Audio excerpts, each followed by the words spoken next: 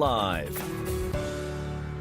Good morning, everybody. It is 9:33 right now. Welcome back to the program as we welcome back good friend of ours, Sheree Clark from Fork in the Road. And last week, Sheree, we just got started talking about some interesting twists that you do on smoothies. By the way, did you see the smoothie machine on the bike from United Healthcare earlier today? Go see that at the Iowa State Fair, folks. That is, you said you're familiar with that. I'm very familiar with it. Yeah, you burn off calories while you're getting your smoothie. Yeah, perfect. So again, we're going to talk about some more smoothies here, and the timing is perfect. You know, kids are going back to school. You need to get some nutrition in them, or maybe you've been out to the fair a few times and probably dove into some things you're not too proud of. Well, we can get you back on the right track, can't we? We absolutely can. And so last week we were getting started and we ran out of time, and I've got more. I'll never run out of smoothie ideas. And so, of course, you're the beneficiary of me and my creativity. That's right. So let's get started. I'm going to remind you that last week we talked about when we make a smoothie, it's made of various components. First of all, we need a blender, and then in the bottom we'll put a liquid, and the liquid can be anything. It could be milk, like many of us are used to using. It could be a non-dairy milk. It could be a tea. It could be a freshly pressed juice. Yeah, the tea thing is what really surprised me, and you really turned us on to using some other things beside milk, because milk is the standard when people go to. Exactly. You can use water, coconut water. You can use anything that's liquid. And what I do is I usually think, what is it that I'm trying to, what's my intention when I'm putting this liquid in here? Is it to make it thick or flavorful or add extra nutrition? So you decide what's working for you, and that'll be part of your decision-making process. The next thing we talked about was thickeners. Frozen bananas work really good for that. So do bananas that haven't been frozen, because they tend to have some density to them. They're not very water intense, so they add a thickness. So does avocado, chia seeds, flax seeds. Then we talk about the flavoring elements, berries, fruits, whatever that is. We also can do some savory smoothies, which you're going to learn about in just a second.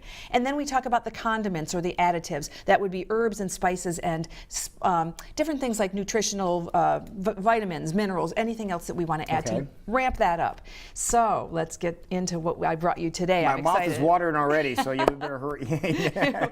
Well, the first one, the one that's closest to your laptop there, that is an interesting blend that we have today. It looks like a dark color. It looks like a little bit like chocolate. Yeah. And it's got cacao nibs in it, but that's the very least of it. That's actually the smallest ingredient in there.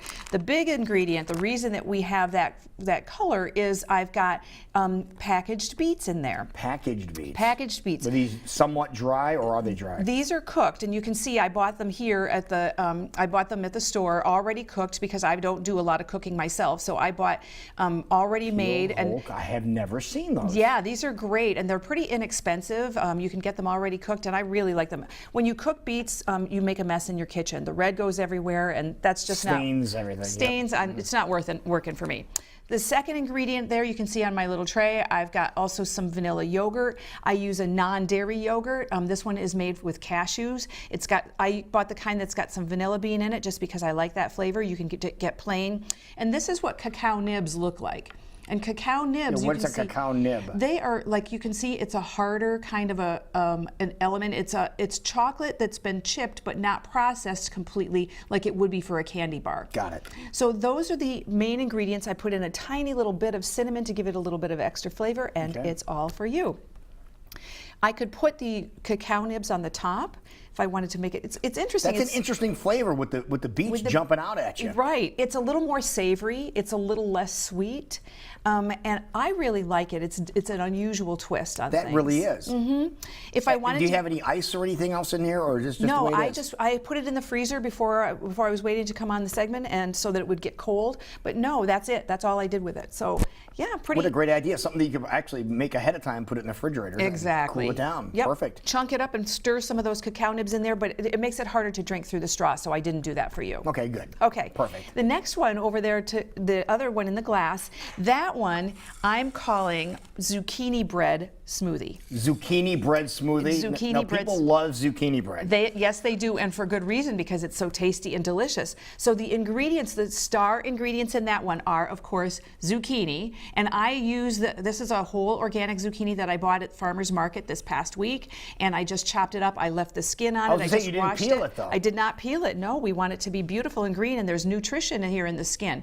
There's also some spinach that looked a little bit better before I brought it on the set and it got under the lights, so it was a little bit more perky. So it's somewhat cooked. It was, today, yeah. It's a little bit limp. Cinnamon, because I want it to taste like a bread, and then I also used some oats to thicken it and really? give it a little bit of density. So give that a quick little. And you just dumped this all in the blender. I dumped it all in the blender. It's all good. The base I used was an almond milk that I made from scratch, and I really like that. That is, I feel like you just took a bite of zucchini bread. Exactly. Yeah. You don't have to put butter on it. It's all really. That is really good. I like this. I really like that one too. And you can always adjust the flavors to however much you want. Sometimes I add nutmeg to it. That's a nice little zip. Sometimes I'll add ginger powder. Nice little zip to that. Just adjust it to however you want. A sweetener for that, if you want it to be sweetener. I don't think it needed the sweetener because I had sweetened my almond milk before I started. We could put in some raisins, which is a nice thing to throw into the blender. That gives it a really good. Which goes along with the whole bread concept. Exactly. There Yeah, you go. you got it. You're picking up what I'm putting down. There it is. Okay, in the bowl or I brought you a spoon because now we're going to change up how we present our smoothies. Instead of just being a smoothie in a glass that we drink through a straw, it's a smoothie bowl. Okay, yeah, you can see, folks, you can see the liquid consistency of this. This is not like an oatmeal or anything. Nope, but it's dense, and we're supposed to eat it with a spoon. That's why I brought you one. And so if you look over here in my bowl, you can see the ingredients that I've used in this. So not surprisingly, this will tell you I've used a pineapple. Now, I didn't use the top of the pineapple. It's a fresh pineapple. I cut the bottom off, and I used it in your smoothie bowl. I also used banana, fresh organic banana. You'll notice that the banana here, it has quite an abundance of black dots. That's one of the ways that we know that it's ripe. It's got a little bit sweetness come to the forefront, and it's better for us than if it had green element on it, because then it would be starchier and not quite as sweet. I mentioned I used ginger powder. I used ginger powder as an ingredient in the smoothie today. It enhances the flavor of the pineapple, and it goes really nicely in there. Down here, I've got also some chia seeds, and I mentioned to you chia seeds is a thickener. This is what chia seeds look like. They're really tiny little things. They look a little bit like poppy seeds. They absorb a lot of liquid, and they make your smoothie dense.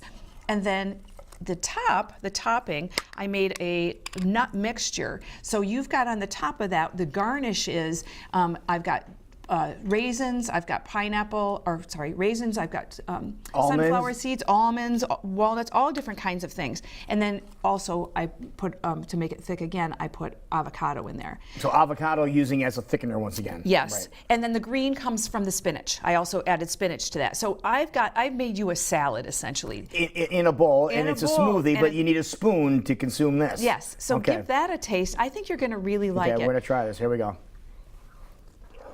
And what I like about it is there's a lot of density and a lot of stick-to-itiveness.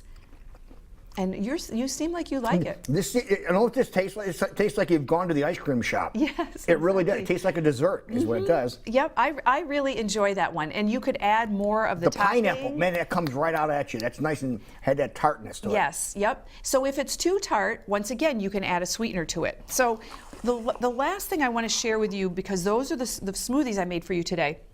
We started to talk a little bit last week, and that's when we ran out of time, about additives. What can you do to make your smoothies more nutritious or to adjust the flavor if we need to? Okay. So more nutrition, I'm going to start over here and add some vitamin C powder or any kind of supplement that doesn't have a lot of flavor.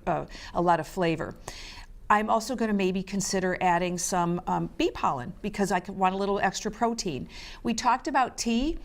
Ginger tea is a really great example of a flavor that you can do, but it also has a medicinal purpose. It's anti-inflammatory. For sweetener, I can use a liquid stevia if I don't want to add more sugar. Essential oils, this one is cinnamon. I've also got a lemon one in the background here. That's another way to ramp up the flavor. And then finally, some extract. In this case, I brought a rum extract. That's if you want to make it taste a little bit more like an adult beverage, but you don't want to go there. That works. All right, Sheree, people want to get more information on what we just created here. How can they get a hold of you? Why don't you reach out to me at www.fork-road.com, or you can catch me on email at info@fork-road.com. And I would love to hear from people. Okay, I gotta finish my zucchini bread drink, and I gotta finish this in the cup here, and we will be right back. It is 9:43. This is CW. We're live.